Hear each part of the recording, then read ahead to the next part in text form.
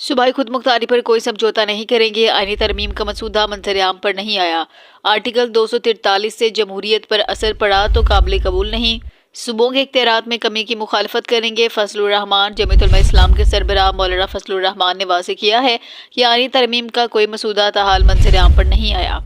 अगर सूबों के इख्तियारात में कमी की गई तो JUI भरपूर मुज़ाहमत करेगी। प्रेस कॉन्फ्रेंस में मौलाना फजलुर रहमान ने कहा कि पार्टी की पार्लिमानी नशिस्त में कौमी असम्बली और सेनेट अरकान ने शिरकत की, ताहम 27वीं आईनी तरमीम पर बात करना कबल इस वक्त है। उन्होंने खबरदार किया 26वीं तरमीम में हुकूमत 35 सिक्कों से दस्तरबरदार हुई थी।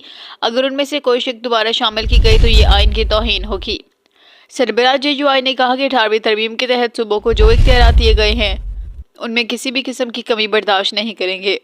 अलबत्ता सूबों के इख्तियारात में इजाफा किया जा सकता है। मौलाना फजलुर रहमान ने आर्टिकल 243 से मुतालिक भी कहा कि अगर इसमें तरमीम जमहूरियत पर असरअंदाज हुई तो JUI इसे कबूल नहीं करेगी।